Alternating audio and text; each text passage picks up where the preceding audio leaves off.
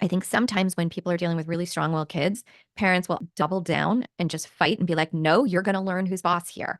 So I hate to break this to you, but actually, you have so much on your mind as a parent, and you've got so much to do, and you have so many more easy places to break that even though we're older, and yes, we are the leaders of our family, the reality is the child will almost always win in those daytimes because they have nothing better to do than hold that line about getting more screen time. They don't have to go somewhere to work. They don't have to go somewhere and get on a call or help their aging parents or, go pick up another kid at school. Like they will fight with you until dawn. No problem. Okay. You have other stuff to do. So, by virtue of the fact that there is a time scarcity in our Yeah. lives, right?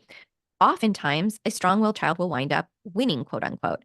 And when they win at our expense, it's not good for them and it's not good for us. It doesn't feel good to anybody, even though they're happy they got the extra shows or they're happy they got whatever more money or got the candy. Like it's actually not good for them to win in that way. And so, what we really want to do is start bringing high consent conversations, even when our child is 2 years old, right? So, Hmm. it's time to put your shoes on. We have to leave. We're going to be walking on the sidewalk. Yeah, it's safer for you if you have your shoes on. These are all statements. They're not power dynamics, they're simple declarative statements. So Hmm. that's one place to start. If the child says no, then your choice isn't forcing them to put the shoes on or not. Your choice is, well, how do I want to handle that? Okay, well, we're supposed to be meeting people at lunch right now. But if you're unwilling to put your shoes on, I don't know how I'm going to get you to the car. I could try to carry you part of the way, but my back is hurting. And so I probably won't be able to carry you all the way. You know, I'm not sure how to solve this. And put it to them. You'll be shocked. 98% of the time, they'll be like, well, carry me 5 feet and then I'll walk the rest. I 98% of the love that. time, they just want their voice heard.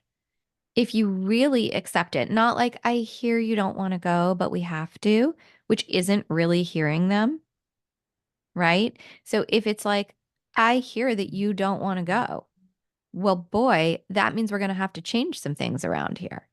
So if you are refusing to go, that's going to alter this or that or that. And some people get tripped up because they think, well, I'm not going to let my child decide what my day looks like.